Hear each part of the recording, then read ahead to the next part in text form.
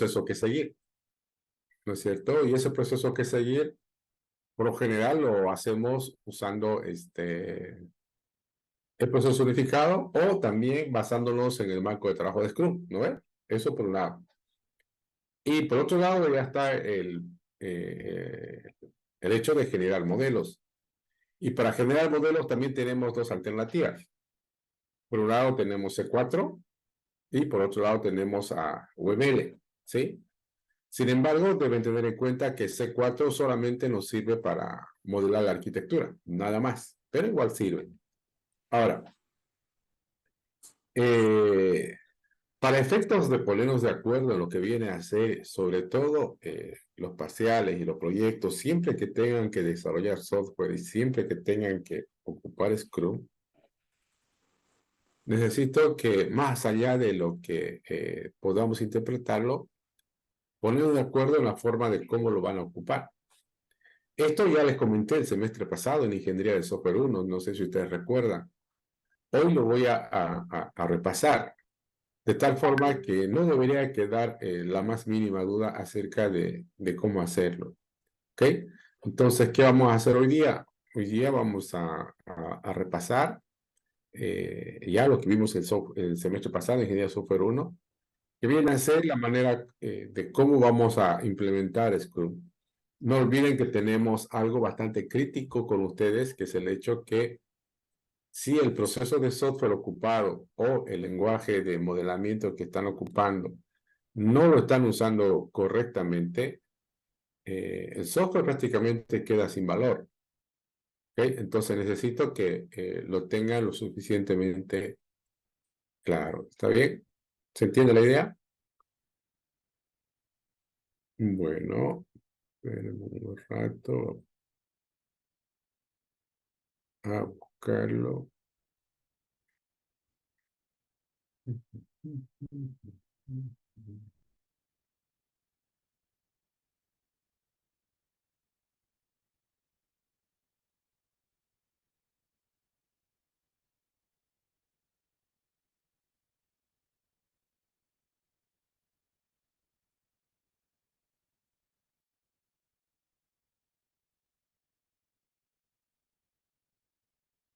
Aquí siempre hay la pregunta más clásica. ¿Cuándo es conveniente ocupar Scrum? Si ustedes recuerdan, hace tiempo atrás habíamos visto distintas formas de desarrollar un proyecto. Por ejemplo, a ver si lo tengo acá. Aquí está. Por ejemplo, hemos dicho que hay procesos que son 100% predictivos. Están lo que son los iterativos, están lo que son los incremental y está lo que es lo ágil, ¿cierto? Sí. Predictivo es aquel tipo de un proceso de software que por lo general, ah, vamos a decirlo así, hay una sola entrega, es decir, la entrega simple. Y los requisitos, ¿cuándo es conveniente usar esto de acá? ¿Cuándo los requisitos no van a cambiar? Un beneficio de utilizar esta forma de desarrollo es esto. Es decir, los costos del proyecto es probable que se mantengan, no van a variar. Cuando los requisitos no cambian, eso es natural. Pero es muy poco probable que se dé esta situación, pero si en caso se diera, un modelo predictivo sería conveniente. Un ejemplo de un modelo predictivo es el cascada, ¿no es? El lineal o secuencial, como se lo denomina. Aquí tenemos los procesos iterativos, que son ya con requisitos dinámicos. Aquí tenemos el incremental y el ágil que conocemos. Fíjense la diferencia. En un proceso iterativo también existe una sola entrega. En un proceso incremental, en cambio, hay entregas por partes y hay una velocidad a su entrega. Y esto es bonito verlo con este esquema gráfico. A ver, quiero que me comenten ustedes la siguiente situación. Esta es una pintura muy clásica que ustedes la deben conocer. Ah, si esto lo aplicamos al proceso de desarrollo de software, ¿de qué estaríamos hablando? Fíjense en esta primera parte de acá arriba, el proceso de elaboración de la pintura, es como que trabaja sobre toda la imagen y lo va corrigiendo, lo va perfeccionando a través trabajar sobre ella todo el tiempo hasta que algún día tiene la versión final. En cambio acá, la forma de trabajo es distinta, ¿no es? Se trabaja en una sola parte, pero esa parte que se trabaja se termina completamente. Aquí trabajamos en otra parte y esa parte que se termina completamente. Y al final tenemos también la pintura terminada. Ah, de los procesos de software que conocen, ¿a cuál se parece esto que está acá arriba? ¿Y a cuál se parecerá esto que está acá abajo? ¿Alguien puede comentarme?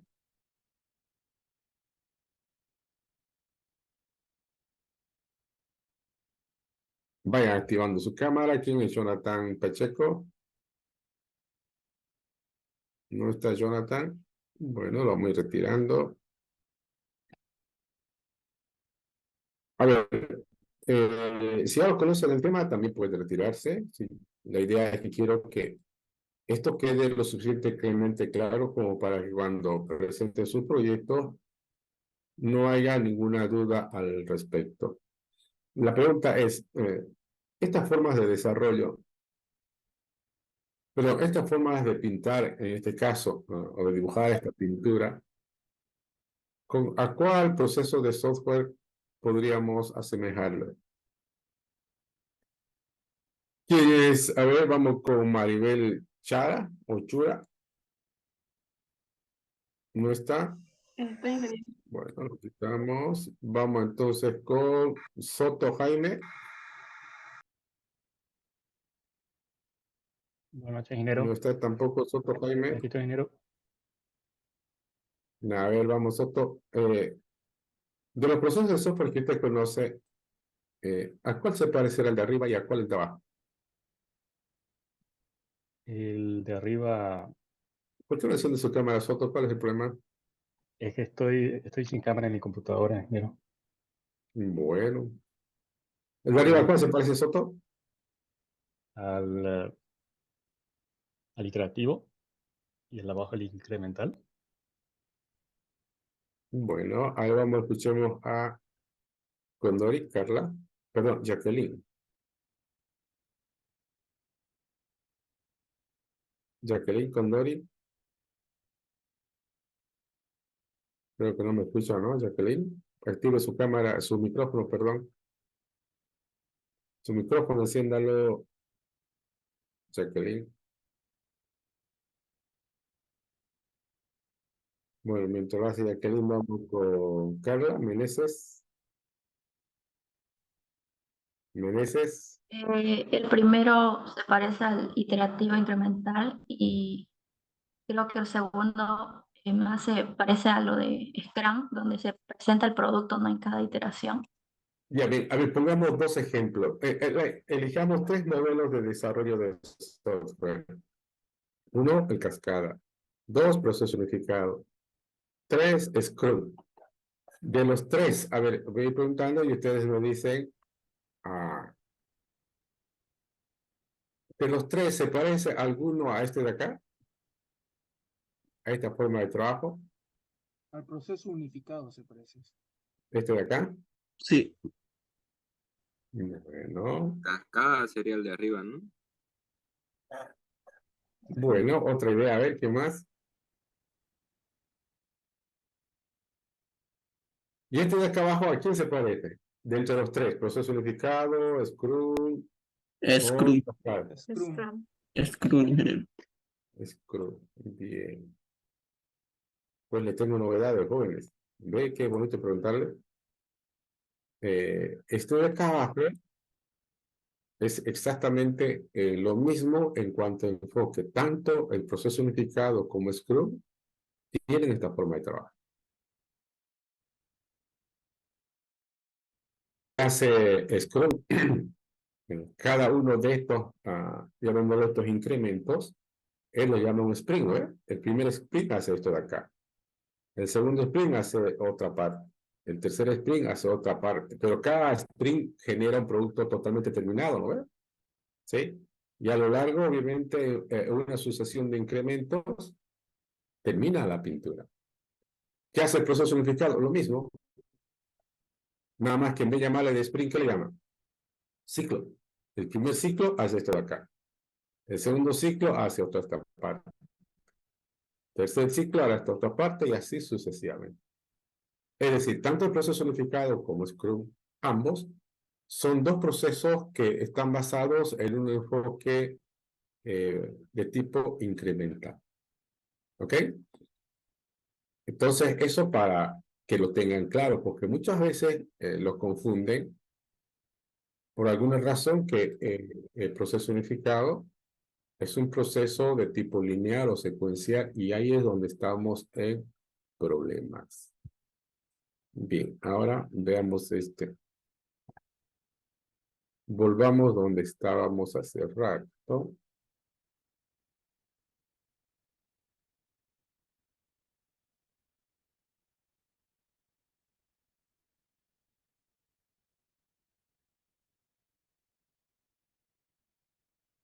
Fíjense este esquema.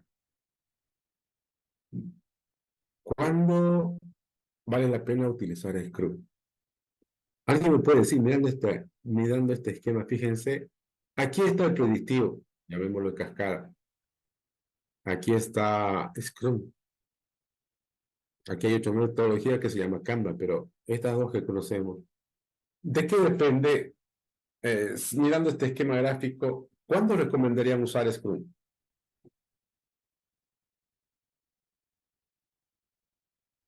Cuando los ¿Alguien quiere requerimientos y las comentarlo? tecnologías son complejas.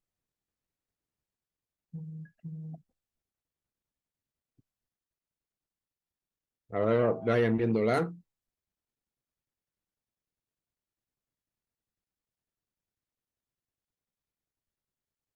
Creo que ya no lo había mencionado en enero, de que es cuando es territorio poco explorado en base a los desarrolladores que están encargados del proyecto, ¿no?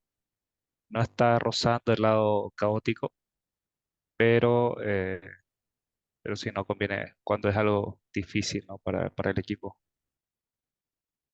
Ok. Fíjense, ¿qué es lo que hace este esquema? Hace algo interesante que nosotros, en todo caso, ustedes que ya están prácticamente fuera de la U, lo tienen que percibir de forma bastante clara. En la vida como desarrolladores podemos estar frente a proyectos que son simples, proyectos que son complicados, proyectos que son complejos y proyectos que son caóticos. ¿Qué es lo que determina que sean simple, complicado, complejo y caótico? ¿Alguien me puede dar una idea? Cuando dicen, cuando dicen estoy frente a un proyecto simple, cuando dicen estoy frente a un proyecto complicado, o qué les hace decir estoy frente a un proyecto complejo, o finalmente, ¿cuándo es que dicen estoy frente a un proyecto caótico? ¿De qué depende eso que ustedes terminen diciendo así? Diría que principalmente depende del equipo de desarrollo, precisamente porque no es lo mismo complejo para un equipo junior versus para un equipo senior.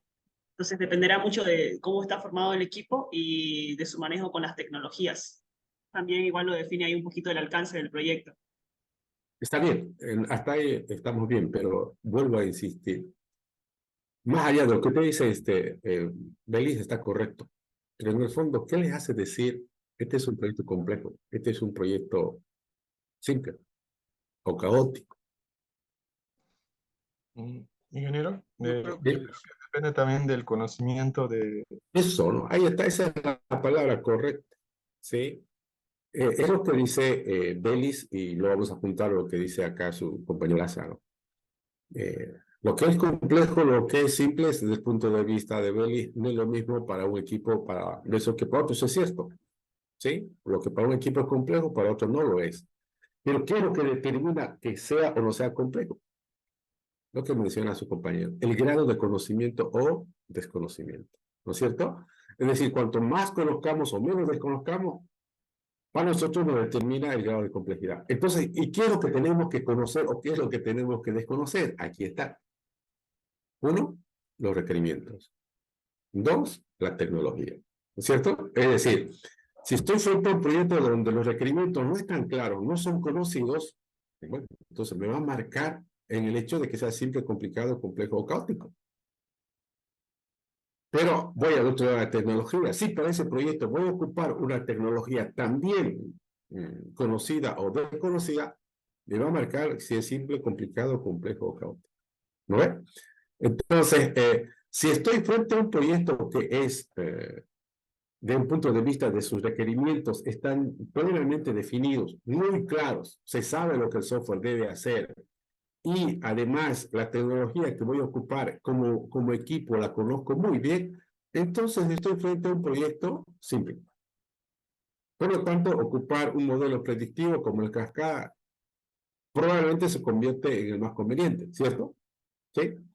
En cambio, en la medida en que la tecnología o los requerimientos se vayan haciéndose desconocidos, probablemente van a pasar de complicado a complejo y finalmente a caótico.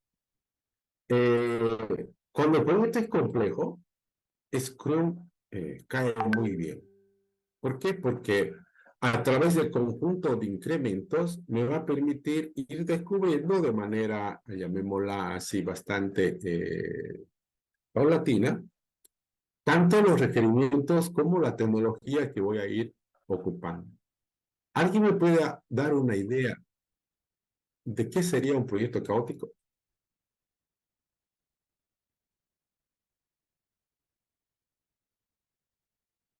Un proyecto caótico, por ejemplo, es aquel proyecto donde hay una incertidumbre enorme.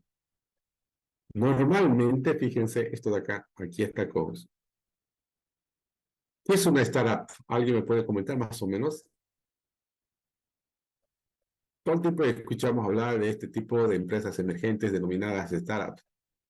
¿Cómo se puede definir ella, ese tipo de empresa? ¿Alguien? ¿Nadie? Una startup, por ejemplo, por lo general, es una empresa que, una organización, un grupo de amigos, lo que ustedes quieran verlo, con un alto grado, seguramente, de innovación. ¿No es cierto? Y cuando hay una innovación significa que hay un cambio, hay una revolución, hay una propuesta distinta, hay algo que rompe a lo que está establecido. Por lo tanto, con seguridad, ese tipo de proyectos se convierten en caóticos. ¿Y cuál es la idea? La idea es que en el tiempo, estos proyectos que sean caóticos, bajarlos a complejos. Estos proyectos que son complejos, seguramente en el tiempo pueden convertirse en complicados. Y estos proyectos que son complicados, en el tiempo probablemente se haga en algo simple. ¿No es? Entonces, aquí creo que había una de esas. Aquí está, fíjense.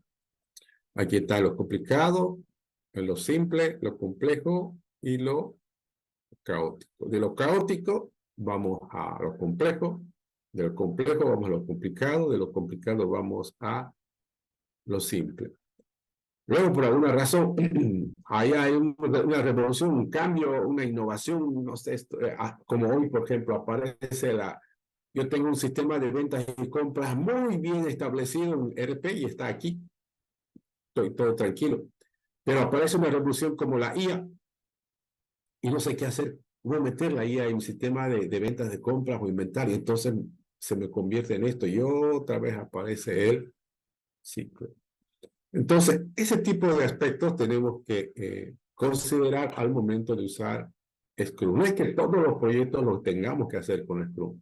Obviamente en la universidad, por cuestiones de práctica, a veces decimos, todos van a ser utilizando Scrum, pero no quiere decir que es la única forma de desarrollo de software. ¿Ok? ¿Hasta ahí se entiende la idea? Bueno.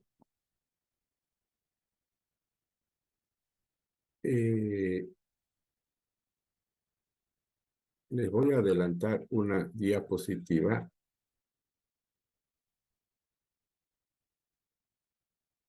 En la siguiente clase es más probable de aquí, a ver, hoy es jueves, hoy es martes, ¿no?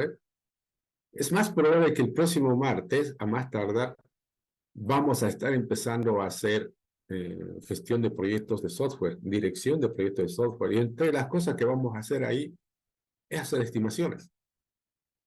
¿Sí? Y fíjense lo interesante. Este es un clásico proceso de desarrollo basado en un modelo predictivo como el cascada. Y este es un enfoque basado en un proceso de tipo ágil o Scrum.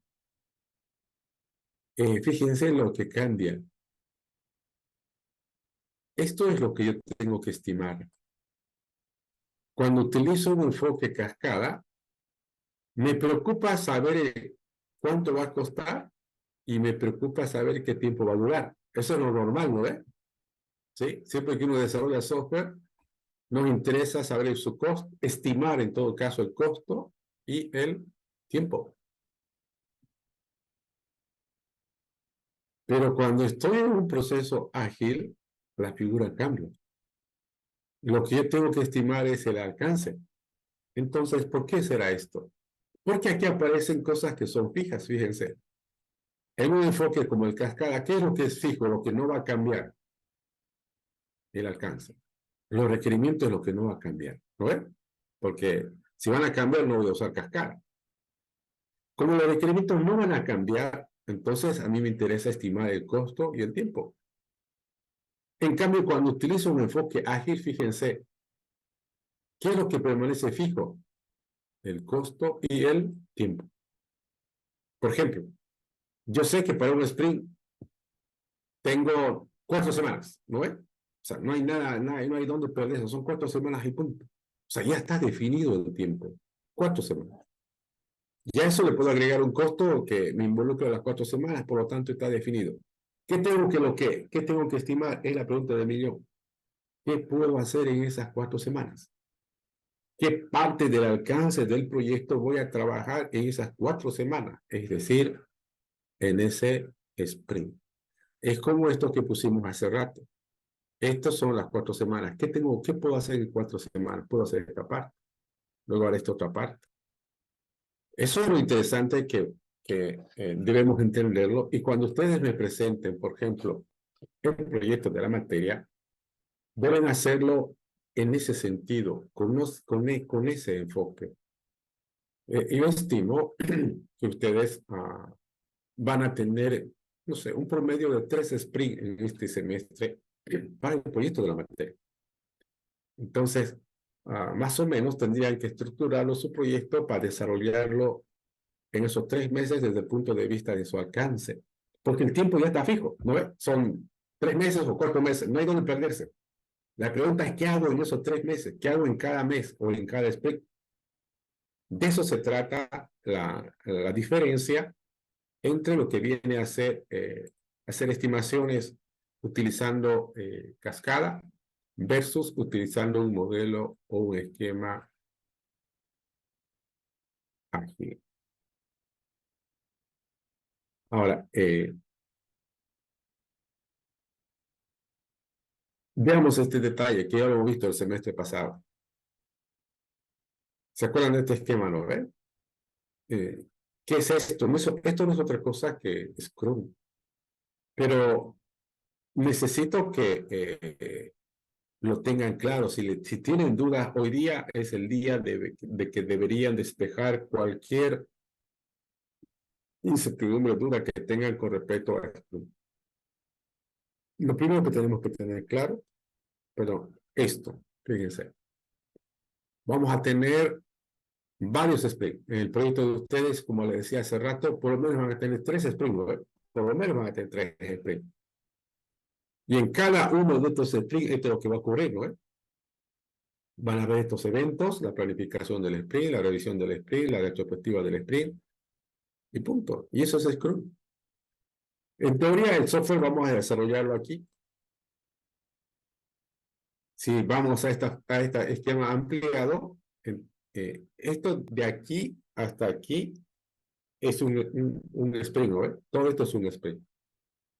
Ahora, de aquí hasta aquí, ¿qué le podemos llamar? ¿Qué sería todo esto que está acá? El sprint 0. ¿Qué sería? Suárez. Sprint 0 o ingeniería Sí, de ¿no? requisitos. Podemos llamarlo la definición del proyecto o, como alguien lo llama, el sprint 0. ¿Sí? que es el sprint cero, es la definición del proyecto. Es decir, el sprint no aparece por arte de magia. Previo al sprint tiene que haber una etapa inicial donde se planifica el proyecto mínimamente, se hace lo que típicamente se usa la palabra un esbozo del proyecto, para que a partir de eso se genere un product backlog. ¿Qué es un product backlog? Aquí seguramente van a estar en un conjunto de historias de usuario priorizadas. ¿Quién lo genera esto? Lo genera el product owner. Un product owner, ¿cómo lo definimos? ¿Qué vendría a ser un product owner? Búsquenle un nombre, un sinónimo a product owner, ¿qué sería? Analista. Eso, ¿no? Exactamente, es un clásico analista. Es un analista. ¿Y qué es lo que hace un analista? Hace esto, ¿no? Él es el que, él es el que entiende el problema, él es el que conoce el problema. Él, si hay alguien que sabe de qué trata el problema que vamos a trabajar, es el product owner. ¿Qué hace aquí? Aquí ocupa técnicas de ingeniería de requisitos, qué sé yo, reuniones, entrevistas, cuestionarios, esas modelos, ¿cómo le llaman? Modelo de negocio, modelo de dominio, Ishikawa, es decir, todo ese tipo de actividades él puede realizar para llegar a entender el problema. No necesita tener todas las historias de usuario, todos los requisitos de usuario definidos. Con que tenga unos cuantos, da para empezar. ¿Sí? Él lo va a priorizar acá. Y ahí es donde ya inicia el sprint. Este será, vamos a suponer, un primer sprint. Hacemos la planificación del sprint. Se genera su propio backlog para el sprint. Es un subconjunto de este probablemente. Luego ya venimos y tenemos acá, es aquí donde vamos a desarrollar el software. Pero fíjense, acá no dice nada de desarrollo de software, ¿no ven? Si ustedes leen Scrum, en ninguna parte les dice cómo van a desarrollar el software. Por eso es que desde ese punto de vista a Scrum no le llamamos una metodología, porque no nos da los pasos para desarrollar el software como tal. Es mejor entenderlo solo como un marco de trabajo. Y al ser un marco de trabajo, un framework, nosotros aquí en esta parte de acá vamos a insertar nuestro propio patrón de desarrollo. Aquí es donde nosotros mira, el software lo vamos a desarrollar de esta manera. ¿Cierto? Ok. Ahora, esto es lo que va a durar más o menos entre, como dice aquí, entre 2 a 4 semanas. Vamos a estar aquí girando. ¿Quiénes?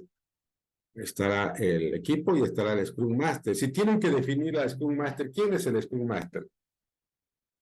¿Cómo lo pueden entender? ¿Cuál será su misión del Scrum Master?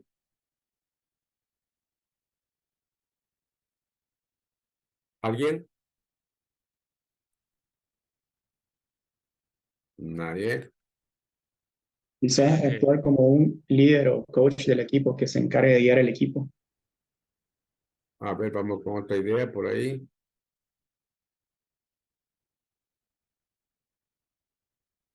Usualmente se Nadie. encarga de hacer seguimiento a las personas involucradas en el proyecto, teniendo reuniones diarias con los desarrolladores para ver si entendieron lo que se tiene que hacer o si tienen algunas dudas con lo que se está desarrollando. Bueno, ¿alguien más que quiera agregar algo? Se encarga de que el equipo Sí. complete el primer sprint o el sprint en el que estén. Yo tengo uno como es la persona, o es que facilita, ¿no?, al equipo ayudar a terminar el sprint. Digamos, si el equipo tiene algunas dudas, entonces el Scrum Master es el encargado de despejar esas dudas, o bien si tiene que comunicarse con el Product Owner eh, para solucionar eso, digamos, para despejar esas dudas y, y decírselo, ¿no?, al equipo. Entonces, para Sí. mí es que facilita, digamos, las cosas al equipo para que termine y el sprint 1, Ok. 2. Bien, vamos a entenderlo de esta manera, de una manera bastante simple y puntual. El Product Owner, habíamos dicho que no es otra cosa más que un clásico analista, ¿sí? Entonces veámoslo así, si quieren, lo comparemos con él para que quede claro.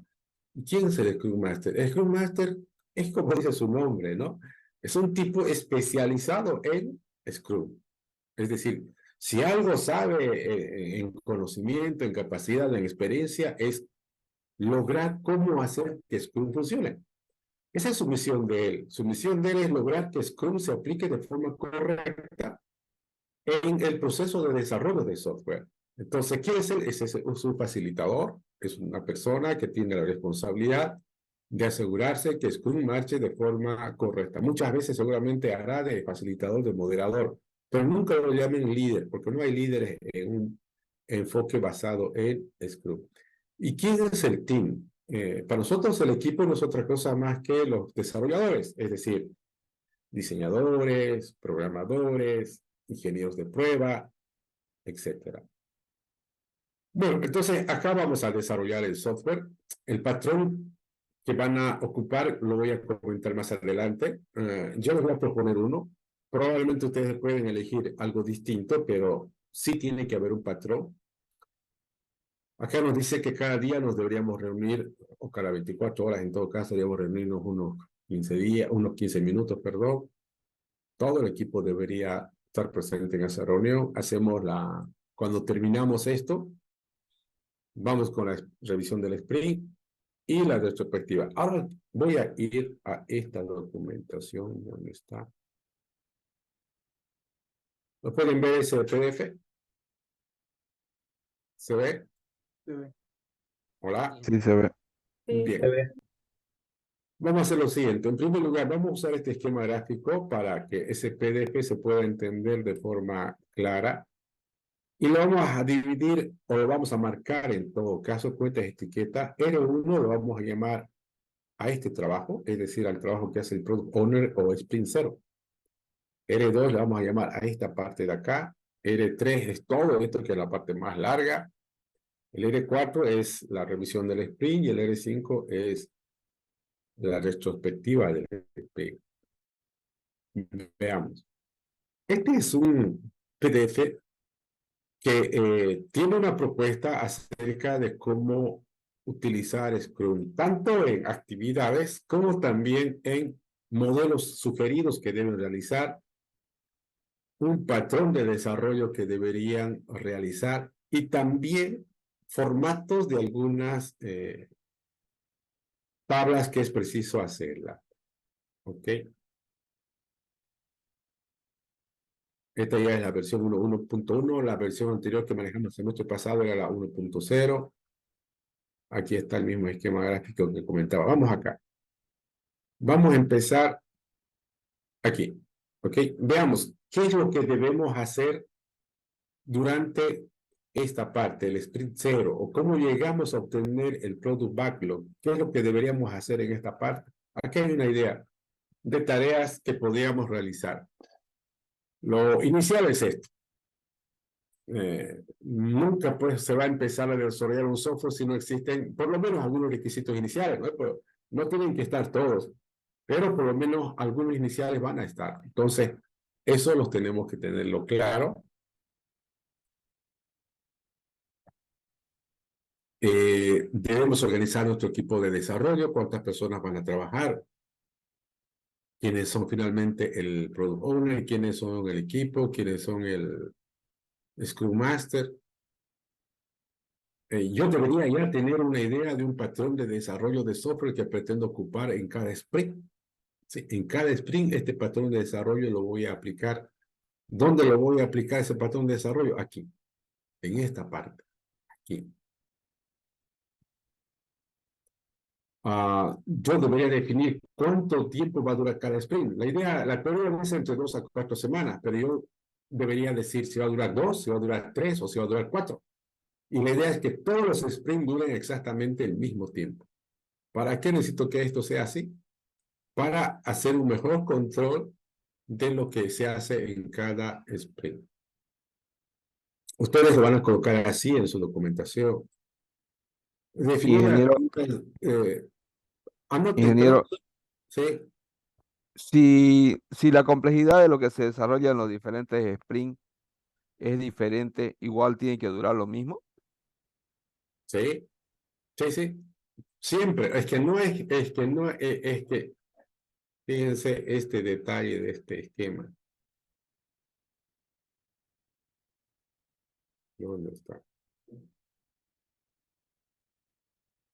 ¿Lo entendió este esquema que le puse hace rato? El tiempo siempre es fijo. Siempre es fijo. Lo que usted tiene que estimar es qué puede hacer en ese tiempo, qué alcance. Usted no puede hacer, por decirle, qué sé yo, que cada sprint tenga, implementen, qué sé yo, 5 historias de usuario, que todos los sprints implementen 5 historias de usuario. No. En base a lo que usted acaba de comentar, habrán sprint que implementen 3 historias de usuario. Si son simples, en otro sprint implementarán 5. Si hay una que es muy compleja, en otro sprint implementarán solo 1. Pero el tiempo no puede cambiar. ¿Se entiende? ¿Verdad? Sí, ¿Quién ingeniero. preguntó? ¿Se entendió? Una consulta. Sí, Sí. ingeniero. Sobre esa diapositiva de costos fijos, ahí muestra la gráfica de pirámide de calidad. ¿Cómo se podría explicar que el ágil tiene mayor calidad? ¿Perdón?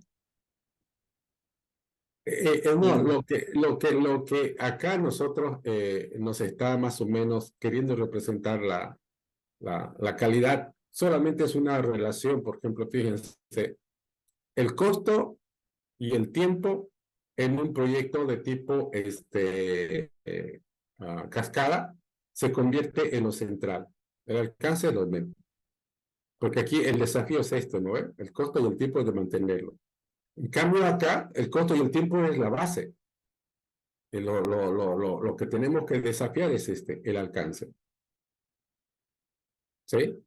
Pero la calidad, obviamente, es exactamente, tendría que tener el mismo valor o importancia, nada más. Solamente que aquí la base se convierte el costo y el tiempo, que es lo importante que nos interesa tenerlo acá. Y aquí el costo y el tiempo está acá arriba, pero sigue siendo la base. Pero la ventaja es que esto está definido. En cambio acá es incierto. Lo importante aquí, el alcance está definido, en cambio acá es incierto. Nada más. Bien, el otro punto que tenemos que hacer es definir las herramientas para la gestión del proyecto. Ustedes me tienen que escribir en su documentación qué herramientas de gestión de proyecto están ocupando. ¿Qué, por ejemplo? No sé, Jira, de repente Trello, Microsoft Project, herramientas colaborativas como GitHub o GitLab, no sé, herramientas de gestión de configuración, seguramente herramientas case, todas las herramientas tienen que identificar cuáles son las que van a ocupar y las colocan en su proyecto, en su definición. Luego tenemos que también tener ya una idea de las posibles herramientas que vamos a ocupar en cada sprint para la implementación. ¿A qué nos referimos? A los clásicos lenguajes de programación. Y a partir de estos requisitos iniciales, fíjense, ya podemos generar 3 modelos. En esta propuesta, en este enfoque, hay 4 modelos que podemos hacer mínimamente, pero de los 4 hay 3 obligatorios que siempre van a hacer. Un cuarto lo vamos a dejar como opcional. Un primer modelo obligatorio es el modelo de contexto inicial. ¿Qué sería eso? No sé, podría ser un diagrama de caso de uso. Un modelo de arquitectura y un modelo de datos. Son los modelos que podemos construir a partir de esto que está acá. Pero fíjese, ¿qué dice esbozar? ¿Qué significa eso? Es una idea que seguramente lo vamos a confirmar cuando estemos haciendo el trabajo en cada sprint. Resultado de esto, generamos el Product Backlog, es decir, ¿dónde está? Esto. Ahora, ¿cómo lo vamos a representar este Product Backlog? O sea, ¿qué es lo que tiene que tener?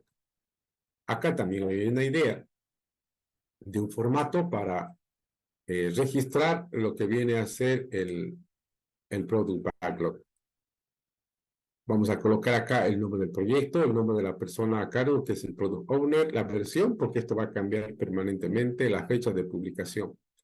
Y aquí hay algo interesante que quiero que presten atención. Acá van a colocar cada una de las historias de usuario, pero usen estas etiquetas para representar las historias de usuario. Es decir, cómo, quiero, para. Lo colocan acá. Acá abajito hay un ejemplo de una... Fíjense, aquí dice, aquí está una historia de usuario completita. Aquí está la primera etiqueta, el cómo, quiero y el para. ¿Sí? Y acá tengo, para compartirles también, un formato de cómo registrar lo que nosotros denominamos la especificación de una historia de usuario. O sea, cada historia de usuario debería tener esta especificación. Aquí van a colocar el nombre el logo de su empresa. Se supone que ustedes tienen una empresa, figurativamente, ¿no es cierto? Cada proyecto es una empresa. Aquí van a colocar el logo del proyecto en particular que trata su proyecto de la materia, el número de historia de usuario, el nombre corto de la historia de usuario, el módulo, porque de repente es muy grande el proyecto y está organizado en módulo. Un ratito.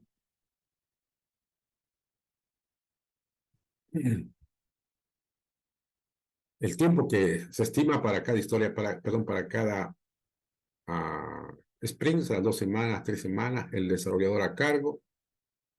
Y aquí está la historia de usuario utilizando las etiquetas en cómo, quiero, para. Y opcionalmente pueden describirlo acá. En esta sección de aquí van a colocar el proceso o la lógica a seguir en la historia de usuario. Pero atiendan este detalle. Cuando escriban acá algo, no lo hagan desde el punto de vista de cómo el software va a trabajar. Más bien háganlo desde el punto de vista de qué es lo que se quiere que se haga en esa historia de usuario.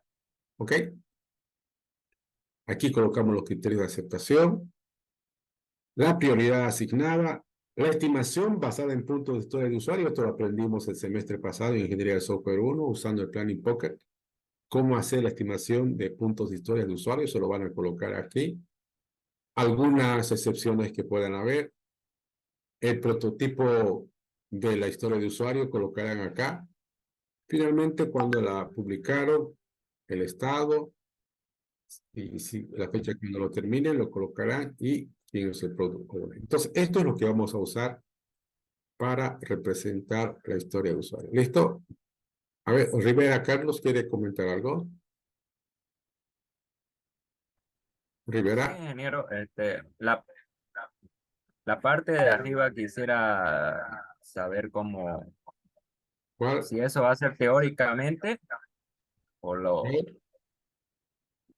va a ser ¿Cuál parte de arriba? la R1, ¿Cuál? esa parte, Pues, definiciones iniciales. claro, estas son, qué sé yo, estas son actividades, ¿no es cierto?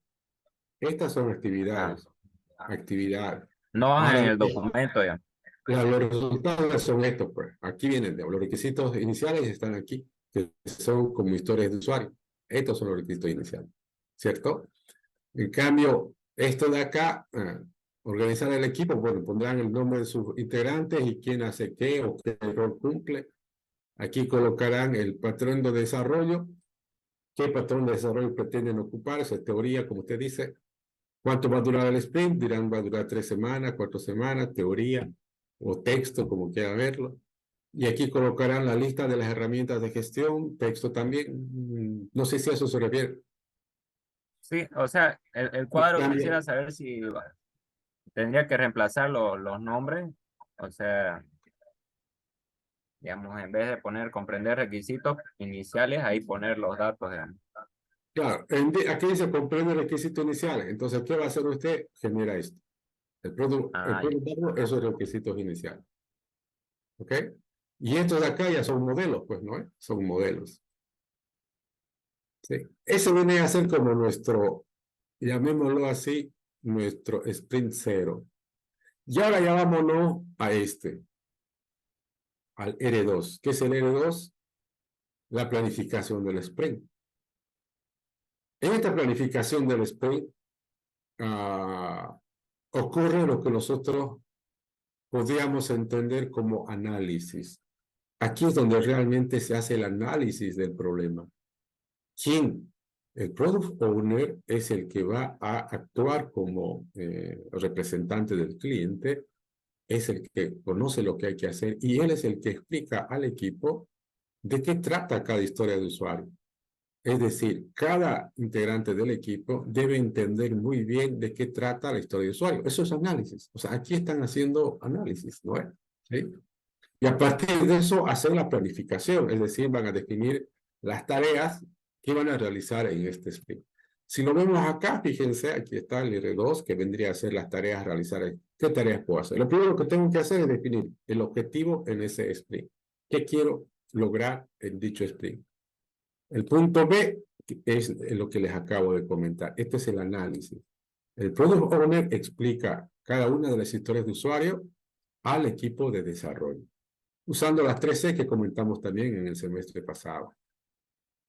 Y es conveniente, a menos que la aplicación sea muy simple para que no lo sea, pero es conveniente hacer prototipos de tal manera que el problema se entienda correctamente. Una vez que el problema está comprendido, por lo menos las historias de usuario que queremos hacer en este sprint, entonces el equipo es el que asigna los puntos de historias de usuario, usando la técnica de pluripoke a cada historia de usuario. Después, cada integrante del equipo selecciona y dirá, yo me hago cargo de esta historia de usuario en particular, ¿no es cierto? Y esa historia de usuario en particular lo va a desarrollar aquí. ¿Cómo lo vamos a desarrollar? Usando este patrón. Puede ser que confirmemos el patrón de desarrollo que hemos definido en el sprint 0 o de repente precisa un ajuste si probablemente sea necesario. Y generamos el sprint backlog que viene a ser esto de acá. Ahora, también aquí hay un formato de cómo registrar un sprint backlog. Está el número, el tiempo, etcétera. Lo pueden mirar luego. Y bueno, ya estamos aquí. Ahora ya estamos aquí en esta parte de lo que viene a ser el sprint en sí. Esto que nos va a tomar de 2 a 4 semanas. Larguísimo. O corto, depende de lo que estemos haciendo. Y como habíamos dicho hace rato, en este lugar, Scrum no dice nada. Es una caja negra. Solo dicen desarrollen acá, pero no dicen cómo hacerlo, ¿no? Entonces, aquí es donde yo tengo que colocar al patrón de desarrollo. Y en este PDF hay una propuesta de patrón de desarrollo que está comprendida en estas 3 actividades. Diseño, implementación y testeo o pruebas. Es decir, cada historia de usuario debe ser diseñada, debo implementarla y obviamente también debo hacer sus correspondientes pruebas. Para mí ese es un patrón de desarrollo muy básico, pero es lo menos que se podría hacer. Ustedes podrían hacer de repente mucho más cosas, pero es lo menos que debería aparecer. Ahora, ¿a qué llamamos diseñar? Fíjense, cada historia de usuario debe ser diseñada. Y cada historia de usuario seguramente va a actualizar o va a modificar o va a ampliar el modelo de arquitectura. También seguramente el diseño de base de datos. Y también seguramente la lógica de negocio. Yo no puedo hablar de diseño si no hablo de arquitectura. No puedo hablar de diseño si no hablo de la base de datos. Tampoco puedo hablar de diseño si no hablo de la lógica de negocio. Y la arquitectura, bueno, en la arquitectura, más allá de toda la teoría que conocemos para diseñar la arquitectura del software, la forma de cómo lo voy a representar los resultados, aquí no estoy hablando de las actividades para diseñar la arquitectura. Aquí estoy hablando de la forma de cómo representar los resultados de la arquitectura. ¿Cuál es eso? Aquí tenemos dos opciones. Uno, usar C4. Si uso C4, los niveles 1, 2 y 3 ya me modelan la arquitectura completa. Si no uso C4, puedo usar UML. Pero de UML, ¿qué diagramas voy a ocupar? El de paquete y el de despliegue. Y con eso tengo representado la arquitectura del software. Ahora, tengo que diseñar la base de datos. Aquí tampoco estoy colocando actividades para diseñar la base de datos, porque las actividades para diseñar una base de datos relacional es distinto a diseñar una base de datos documental. Entonces ya dependerá de qué es lo que van a utilizar. El punto es que ese proceso de diseño debe también ser representado de alguna manera. Y aquí la manera más conveniente es usar UML, que es un diagrama de clase. Después, ya aparece un modelo opcional. Dependiendo del tipo de software que estemos desarrollando, es probable que sea necesario llegar a obtener este tipo de modelos. Por eso dice opcional. Solo si es necesario y conveniente. ¿Qué podría ser? Un diagrama de secuencia para la historia de usuario, o de repente un diagrama de estado para la historia de usuario, o de repente un diagrama de tiempo para la historia de usuario. ¿Por qué dice opcional o si solo es conveniente? Por ejemplo, si mi historia de usuario es un clásico CRUD o ABM, no hay para qué modelar la lógica del negocio porque es demasiado elemental. Pero si mi historia de usuario tratara de una transacción, como por ejemplo, qué sé yo, realizar la venta al crédito de algún producto o la importación de un producto, entonces eso sí necesita tiene un proceso, una lógica de negocio que no es convencional. Entonces yo tendría que representarlo a través de alguno de estos diagramas. ¿Ok? Parte del diseño también es definir las interfaces de usuario, que seguramente hay un patrón preestablecido, pero los cuales podrían irse ajustando según sea necesario. Hay funcionalidades de software que de repente tienen que ser, tienen que interactuar probablemente con algún tipo de dispositivo en particular. Luego ya hablamos de la implementación. La implementación es otra cosa que escribir código. Por ejemplo, la generación del código de lo que nosotros conocemos como script debe ir en la implementación. Y ojo, es más, el script nunca lo imprimen en su documentación, nunca. Y si algún día lo hacen, no lo llamen diseño, porque el script no es diseño. El script pertenece a la implementación. Pero no coloquen ningún tipo de script en su documentación, porque eso es código. Bueno, la implementación lo pueden hacer de distintas maneras. No sé, pueden haber utilizado un enfoque monolítico, tal vez. Probablemente lo han organizado en capas, tal vez lo han separado en backend, frontend, bueno, depende de cómo lo hayan hecho. Pero esto de acá es importante y anótenlo bien. En la documentación que ustedes van a entregar de cada proyecto que hagan, debe haber un anexo en el cual esté el estándar de codificación que ustedes hubieran ocupado para su proyecto. ¿Qué quiere decir esto? Que el código que van a escribir debe ajustarse a algún estándar de codificación que ustedes hayan seleccionado. Luego, obviamente, hacemos las pruebas. Ahí aplicamos alguna técnica o estrategia de pruebas, como caja negra o otras. También deberíamos tomar en cuenta los criterios de aceptación. Fíjense, todo esto que acabo de comentar ocurre aquí para cada sprint. De esa forma es como vamos a desarrollar. Ahora, Scrum dice que todos los días, cada 24 horas, deberíamos reunirnos durante 15 minutos, ¿no es? Entonces, esta reunión, en este caso, lo podemos realizar de esta manera. Es una reunión donde lo que queremos es ver qué se hizo y ver qué vamos a hacer en las 24 horas siguientes. Y cada integrante del equipo debería tratar de comentar esto, qué hice ayer, qué puede hacer hoy día. Y si de repente encuentra algún tipo de traba o algo o barreras que de repente no le están permitiendo cumplir con el objetivo lo ideal es que cada equipo, que cada integrante del equipo participe. No se trata de a veces una reunión de tipo juzgamiento, sino todo lo contrario. Es coordinación, es apoyo, es colaboración. Es ideal utilizar este tipo de tableros para llevar un seguimiento de lo que se está haciendo, el tablero Kanban. también es conveniente ocupar este tipo de gráficas tipo board-down para ver el aprovechamiento del tiempo. Y así debería concluir esto, que es 2 a 4 semanas. El resultado de esto, generamos el software, el cual debería estar en condiciones de integrarse al incremento anterior y tener la posibilidad ya de lanzar una versión en producción.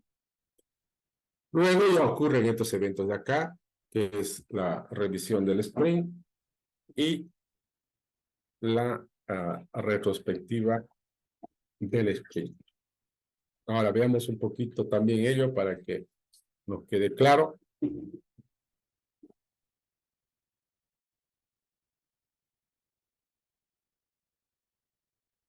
La revisión del sprint. Fíjense esta palabrita, validación. En ingeniería de software es muy frecuente utilizar el término validación y verificación. Siempre que se hacen pruebas, por ejemplo, nos interesa responder desde el punto de vista de validación y desde el punto de vista de verificación. ¿Qué es la validación? La validación trata de asegurarse que el producto que se está construyendo es el correcto. Eso hace la validación. ¿Qué hace la verificación? La verificación trata de asegurarse que el proceso que estamos ocupando para desarrollar el software es el correcto. Entonces, la revisión no es otra cosa que la validación.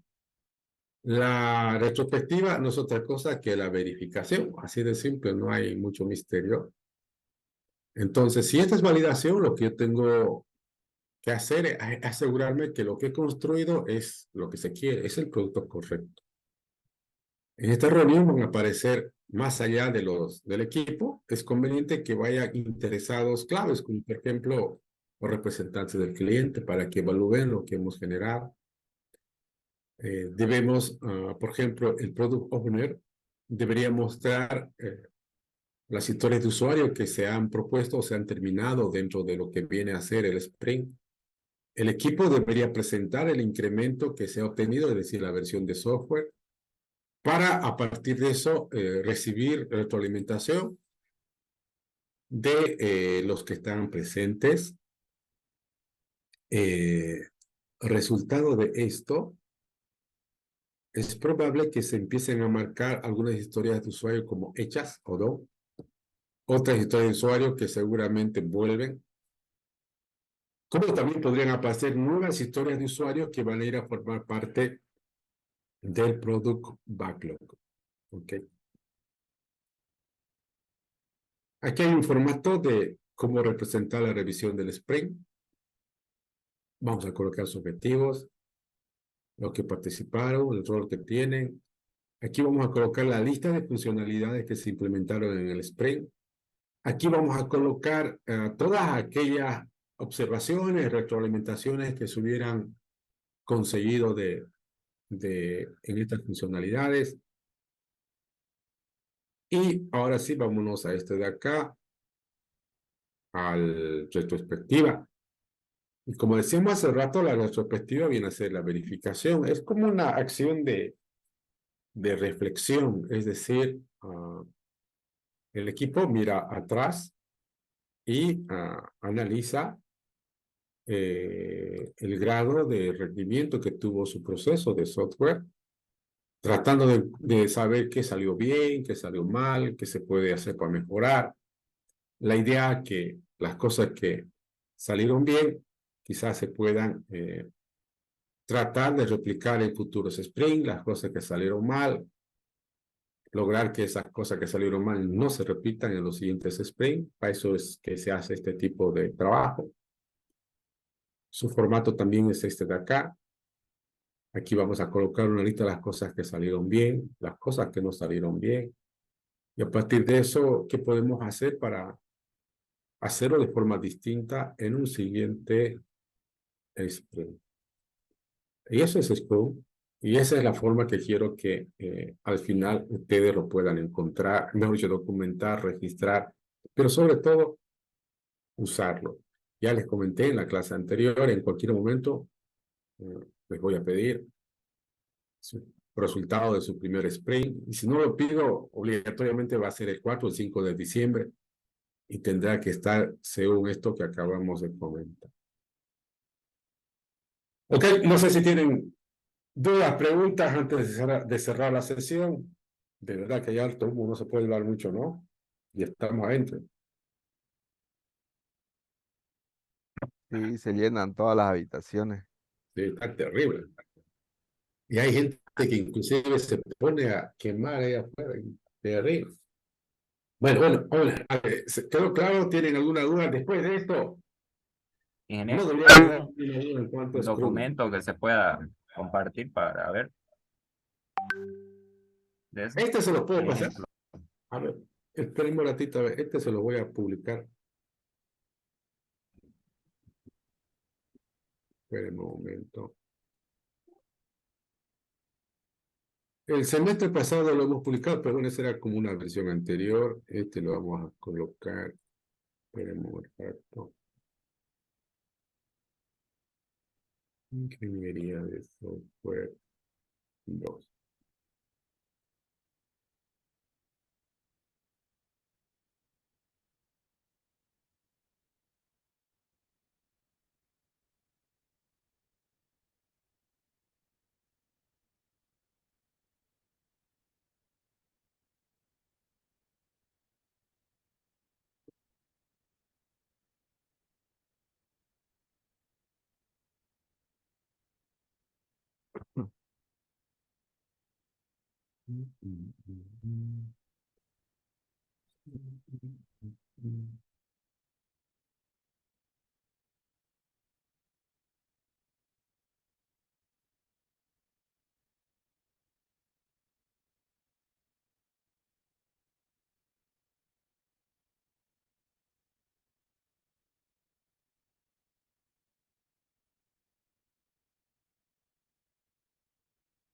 Bien, ya está ahí publicado también en la plataforma, pues si lo necesitan, veámonos el día jueves. Hasta donde sabemos, creo que esto de virtual lo pusieron hasta el viernes, ¿no? ¿Cómo está el comunicado? Creo que está así, ¿no? Sí, hasta el viernes. Sí, entonces el jueves no será virtual. Ya veamos luego qué ocurre. Esperemos, en teoría está lloviendo por la Chiquitanía. Ojalá esa lluvia llegue hasta acá y volvamos a la normalidad. Octubre no podía pasar sin traer cosas de siempre, ¿no? Ese meme se hizo realidad, ¿no? Que decía, si vivís en Bolivia, llega octubre, uno se pone nervioso porque algo siempre pasa. Bueno. Hasta luego, jóvenes. Veámonos el día jueves. Hasta luego. Bien, ingeniero. ingeniero.